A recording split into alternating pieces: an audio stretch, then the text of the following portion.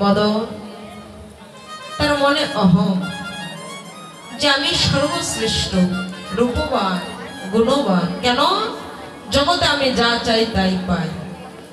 মদনদার বান্দারা শশাগরা পৃথিবী জয় করবে, অহংকার তো হবারই কথা। যেটা যাচ্ছে সেটা পাচ্ছে, মদনের বশীভূত কিন্তু ত্রিজগৎ, মানব দানব আমরা যেই হই জগতে সকলেই মদনের বশীভূত। আজকে যখন শুনেছে নদিয়ায় গৌর অবতীর্ণ হয়েছে, এবার মদন গৌর সম্মুখে দাঁড়িয়ে গৌর হরিকে পরীক্ষা করবার জন্য মদন প্রথমবার নিক্ষেপ করলেন আমার গৌরের প্রতি। মদন যখন আবার গৌরের সম্মুখে দাঁড়াইয়ে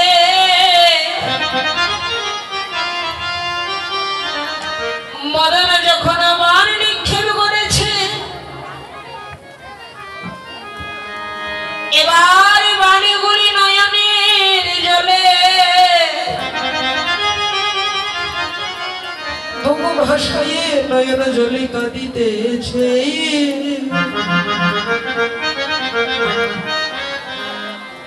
জগতে জানে যুগে বাইনা যোগ সাধনে, যোগ সাধনে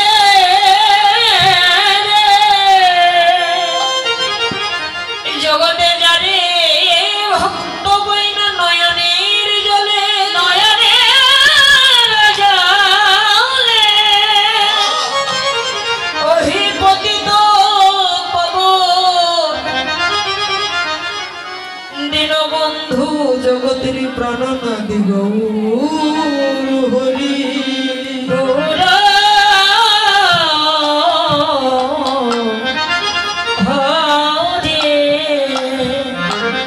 তোমার ওই কমলাঙ্গে কেমন করে আঘাতি করব, এই ভাবনা করে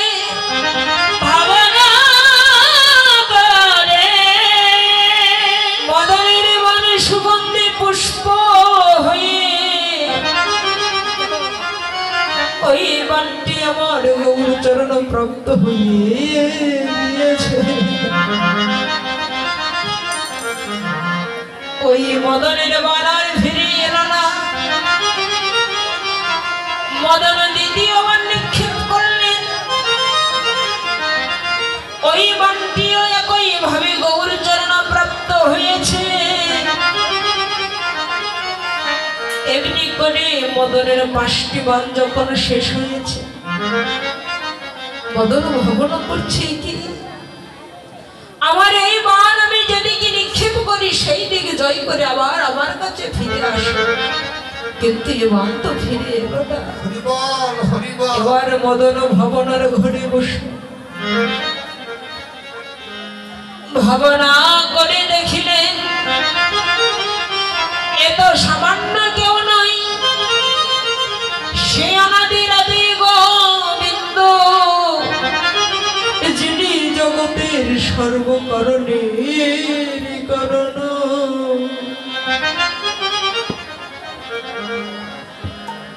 মদন ভাবনার ঘরে দর্শন করে গৌর চরণে ধরে গিয়ে আবার গৌর হরি দুটি চরণ জড়িয়ে ধরে বলছেন প্রাণে গৌর হে,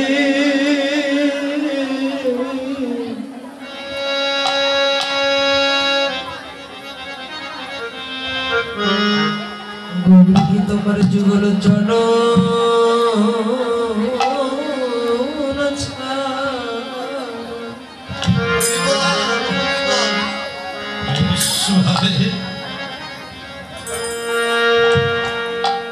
চরণ ছাড়া করে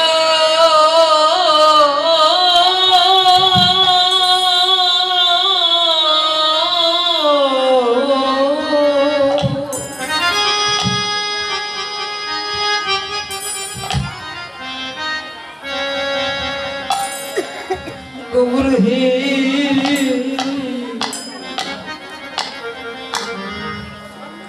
আমায় করো না গো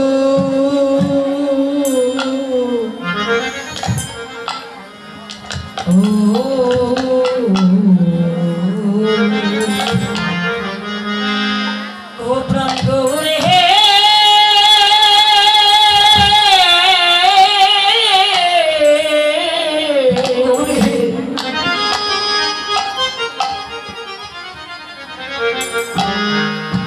তোমার চরণ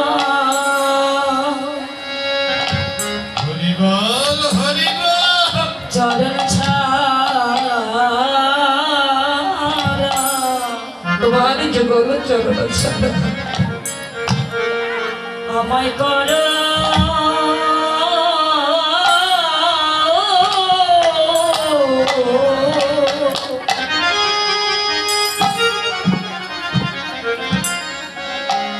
করুণা হে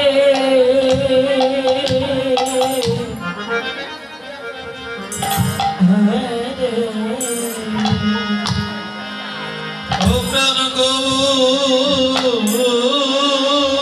হে মনোরি নয়নের জলে যাচ্ছে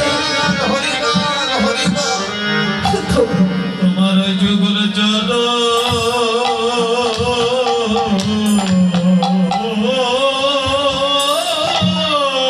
ছাড়া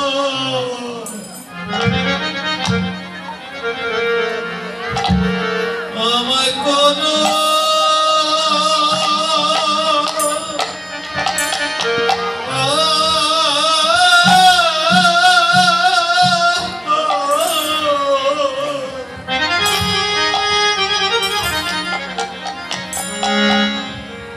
আমায় করো না হে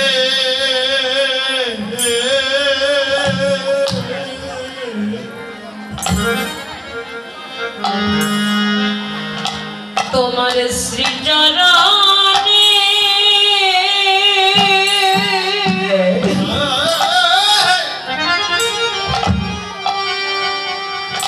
গৌর হে তোমার শ্রী চরণে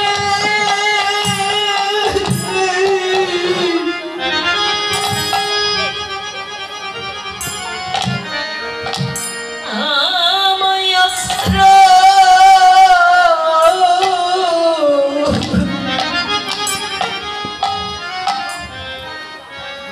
গৌর হে তুমি আশ্রয় দিও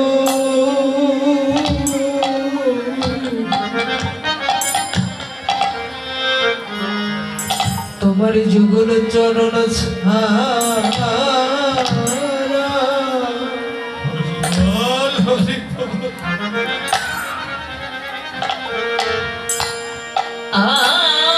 আমায় করো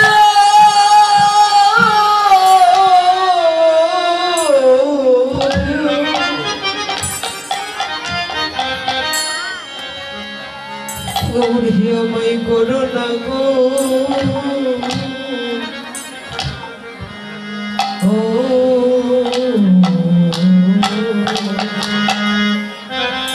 তোমার চরণে হরি বল হরি বল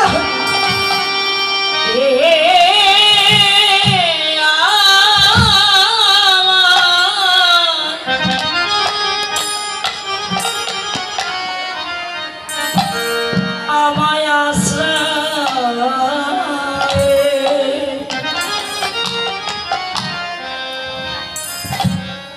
আশ্রয়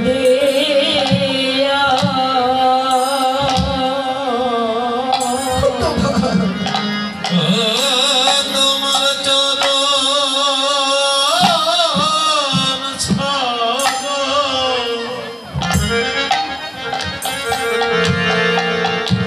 আমায় করো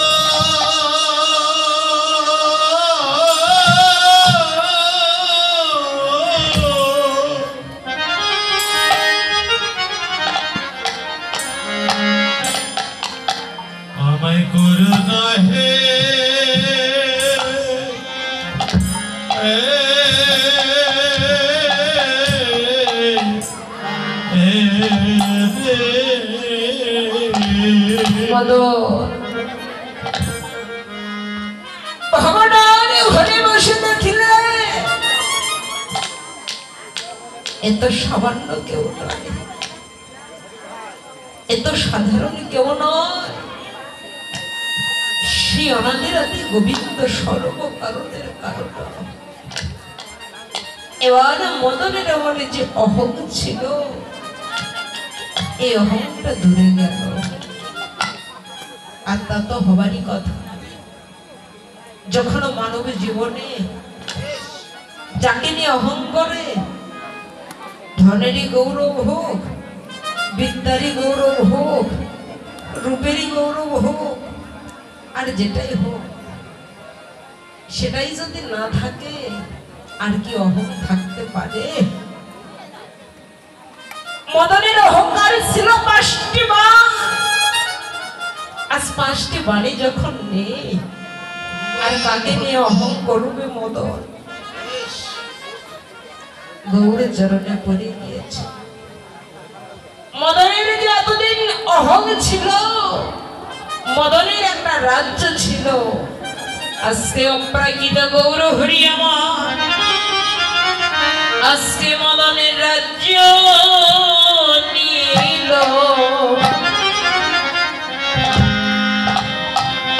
নীল নীলামি করি মদনের রাজা নীল অরে নীলাম করি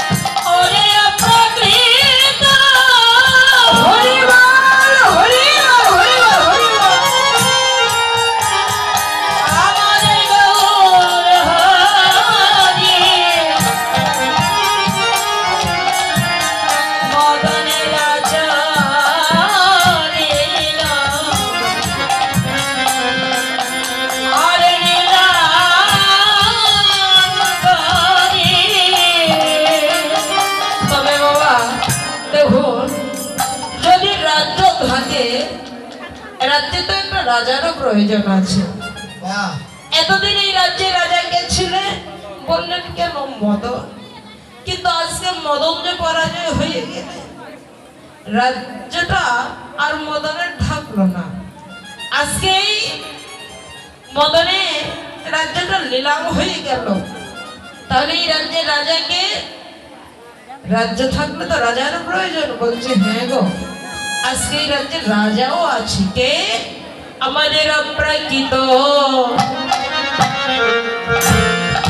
একই নবীন মদন, আমাদের অপ্রাকৃত আরে নবীন মদন জগৎ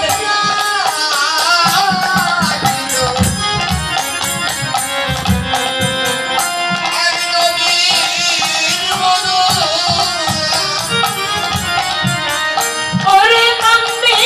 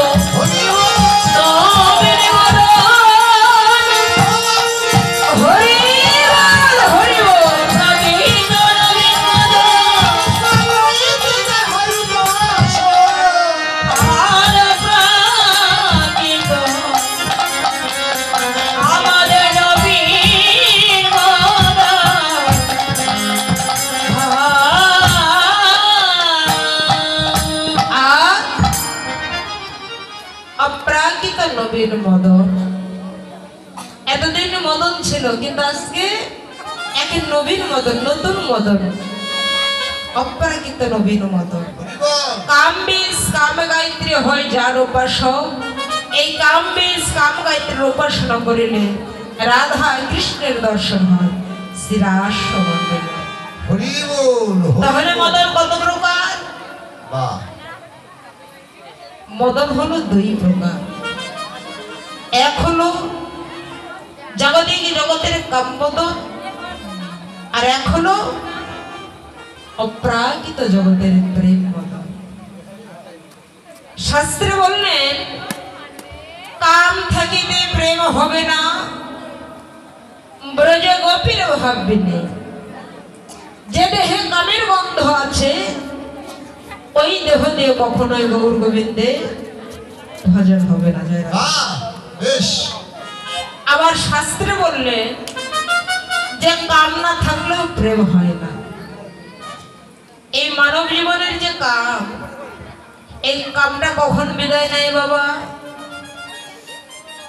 যখন বেলা অবসান, বৃদ্ধকাল, কি বাবা, তার আগে কি দেহের কাম বিদায় নেয় না? তাহলে বেলা অবসান কালে ওই সময় কি ভজন হবে? শাস্ত্রে বললেন না। কেন? শিশুকালে ভজে কৃষ্ণ কৃষ্ণ পাবার আসে, যুবকালে ভজে কৃষ্ণ কৃষ্ণ আসে বানায় আসে, আর বৃদ্ধকালে ভজে কৃষ্ণ জমের অন্তর আসে। মানব জীবনে যে ভজন, ভজনের সময় কখন বাবা? মায়েরা কি করে? আপনারা সবাই তো গৌর গোবিন্দের কর্ম করেন, করেন না বাবা? ত্রিশন দান করেন তো? সবার ঘরে ঠাকুরের আসন আছে না? আচ্ছা, মায়েরা পুজো করতে গেলে কিসের প্রয়োজন হয়? ফুল লাগে তো। ফুল তোলার নিয়ম কখন মা বলুন তো? হ্যাঁ, সকালবেলা। আপনারা বলুন, ফুল তোলার নিয়ম কখন মা? ভয় পাচ্ছেন? জয় রাধে। এখানে ভুল যদি বলেন জরিমানা দিতে হবে না, সঠিক বললেও পুরস্কার পাবেন না। জয় রাধে। ফুল তোলার নিয়ম কখন? সকালবেলা। তো মায়েদের সবারই কিন্তু সকালবেলা একটু প্রাতঃকর্মটা বেশি, বেশি না? সকালবেলা আমাদের কাজকর্মটা বেশি না বাবা? সকালবেলা ঘর দোর পরিষ্কার করা, রান্না করা, ছেলেকে স্কুলে পাঠানো, স্বামী ব্যবসা বাণিজ্যে চাকরিতে যাবে, তাদের খাবার তৈরি করা, অনেক কর্ম। কিন্তু এই সকালবেলা ভুল তুলতে হয় কেন? আমরা ইচ্ছা করলে তো বৈকাল বেলাও ফুল তুলতে পারতাম, কি বাবা, পারি না? কিন্তু সকালে তুলতে হবে কেন বলুন তো মা? হ্যাঁ, জয় রাধে। মায়েরা আনমনা হয়ে গল্প করছেন কেন? কি কীর্তন ভালো লাগছে না, বুঝতে পারছেন না কোনটা? কীর্তন যদি না বুঝতে পারেন, গল্প করলে আরো বুঝতে পারবেন না। যদি মনোযোগ সহকারে কিছু শোনেন, 10টা কথা শুনতে শুনতে অবশ্যই একটি কথা ভালো লাগবে। আর যখন গল্প করবেন আনমনা হবেন, কিছুই বুঝতে পারবেন না। আর সবচাইতে বড় কথা, যেখানে হরি কথা কৃষ্ণ কথা হয়, ভাগবত, জয় রাধে, গীতার মাহাত্ম্যটা একটু সবাই পড়ে দেখবে। আপনারা সবাই ভক্তিমতী, সবাই গীতা অধ্যয়ন করেন। এখন প্রতিটা গ্রামে গ্রামে গীতা স্কুল আছে, গীতা আলোচনা করা হয় বা ছাপালকে গীতা শিক্ষা দেওয়া হয়। দেখবে গীতার মাহাত্ম্যটা পড়ে, যেখানে হরি কথা কৃষ্ণ কথা হয়, নিকটে থেকে যদি হরি কথা কৃষ্ণ কথা না শ্রবণ করে, শাস্ত্রে বললে একবার নয় বারংবার শুকুর জনিতে জন্ম হয়। তো এখানে এসেছেন মা হরি কথা কৃষ্ণ কথা শ্রবণ করে কিছু পুণ্য করা। তো এখানে এসে যদি ঘাড়ে করে পাপি বয়ে নিয়ে যান, এখানে আসার চাইতে কি মা মনে কিছু নিয়েন না। ফুল তোলার নিয়ম সকালবেলা। কেন? ভ্রমর যদি ফুলের মধু নিয়ে চলে যায়, ওই মধুবিহীন ফুল আমার গৌর গোবিন্দের চরণ সবাই লাগে না। যখন অধিক বেলা হয়ে যায়, ফুল তোলার নিয়ম সূর্য উদয়ের পূর্বে। ভ্রমর যদি ফুলের মধ্যে নিয়ে যায়, ওই ফুল সবাই লাগে না। শাস্ত্রে বললেন যা আছে বিশ্ব ব্রহ্মাণ্ডে, তা আছে এই মানবের ক্ষুদ্র ভাণ্ডে। এই জগতে যেমন পুষ্প বিকশিত হয়, তদনুরূপ এই মানব জীবনেও পুষ্প বিকশিত হয়। এই জগতের ফুল যেমন ভ্রমর মধ্য নিয়ে যাওয়ার পূর্বে গৌর গোবিন্দের চরণ সবাই লাগাতে হয়, তদনুরূপ এই মানব বৃন্দাবনে যে পুষ্প আছে, যে পুষ্পে বিকশিত হয়, এই পুষ্পের মধু থাকতে সৎগুরু চরণ আশ্রয় নিয়ে এই দেহ পুষ্প আমার গৌর গোবিন্দের চরণ সবাই লাগাতে হয়। নিতাই গৌর হরি বল বলে।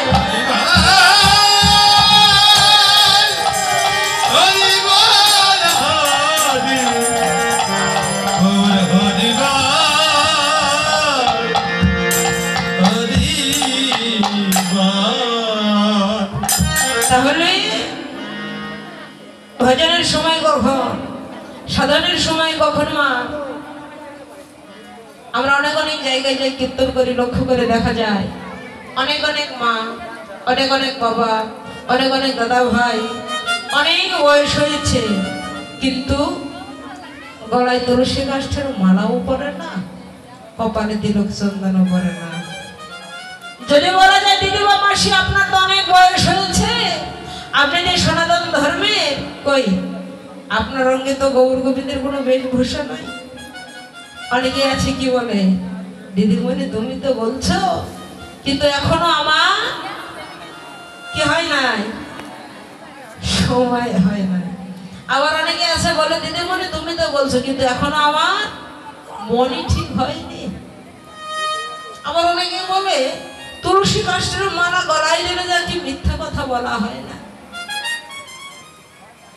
আচ্ছা মা বলুন তো, তুলসী কাষ্ঠের মালা গলায় দিলে যদি মিথ্যা কথা না বলা হয়, তুলসী কাষ্ঠের না দিয়ে কি বলা যায়? দিলে যদি বলা না যায়, না দিলে বলা যায়? শাস্ত্রে বললেন তো মিথ্যা কথা মহাপাপ। এটা সত্য, দিলে মিথ্যা বলা হয় না। কিন্তু যখন আপনি গুরুচরণ আশ্রয় করবে, গলায় তুলসী কাষ্ঠের মালা পরবে, কপালে তিলক চন্দন করবে, যদি কোনো ভুল কাজও করতে যান, এই মনটাই কিন্তু বাধা দিবে। কি বাবা, বাধা দেবে না? যে আগে আমি যা করেছি করেছি, এখন আমি গুরুচরণ আশ্রয় করেছি, ত্রিসন্ধ্যা নিক করি, এই কাজটি করা এখন আমার যাবে না। অনেকেই বলে মন ঠিক হয়নি। এই মন কি এত সহজে ঠিক হয় না? এই মনকে তুলনা করলেন একটি গাড়ির সঙ্গে। এই জগতে একটি গাড়ি যত দ্রুত বেগে চলে, এই মন কিন্তু তার 1000 গুণ বেশি দ্রুত বেগে চলে। আপনি এখানে বসে আছেন, এক মনে বলছে একটু কীর্তন শুনি, আর ভাগ্যে হয় কি না হয়। আবার আর এক মনে বলছে রাত অনেক হয়েছে, ঘুমও পাচ্ছে, যদি বাসায় গিয়ে একটু ফ্যানের বাতাসে একটু আরামে ঘুমাতে পারতাম। দাদা ভাইরা অনেকে আছে মনে মনে ভাবনা করছে যে কীর্তনে আসবো বলে তাড়াতাড়ি করে দোকানটা বন্ধ করলাম, চাবিটা ঠিকঠাক রাখলাম কিনা। ইচ্ছা করলে আপনি যেতে পারেন, ইচ্ছা করলে এই মন কিন্তু ভারত বৃন্দাবন সমস্ত কিছু এক নিমিষে ঘুরে আসতে পারে। এই জগতে গাড়ি যখন রাস্তায় চলে, এই গাড়ির কিন্তু সামনে কোনো বিপদ দেখলে ব্রেকে চাপা দিলে সে বিপদ থেকে রক্ষা পায়। তাহলে মন গাড়ির ব্রেক কোথায় আছে? এই জগতের গাড়ি চলে, ব্রেকে পা দিলে বিপদ থেকে মুক্তি পায়। তাহলে এই মন গাড়ির ব্রেক কোথায়? এই মন গাড়ির ব্রেক হলে একমাত্র গৌর গোবিন্দের বেশভূষা। গুরুচরণ যদি কোনো খারাপ কাজ করতে যান, এই মনটাই বাধা দিবে।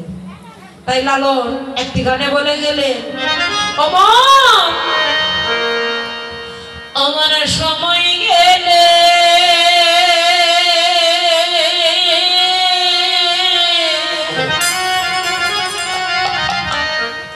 আজি সাধন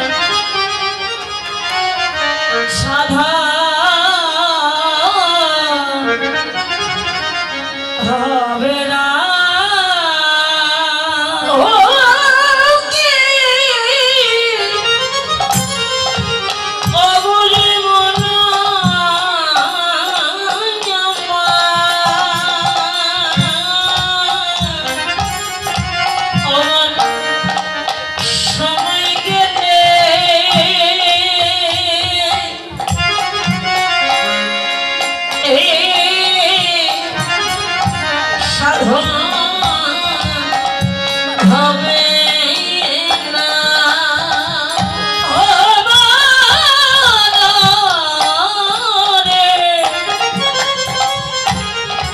হারে সময় গেলে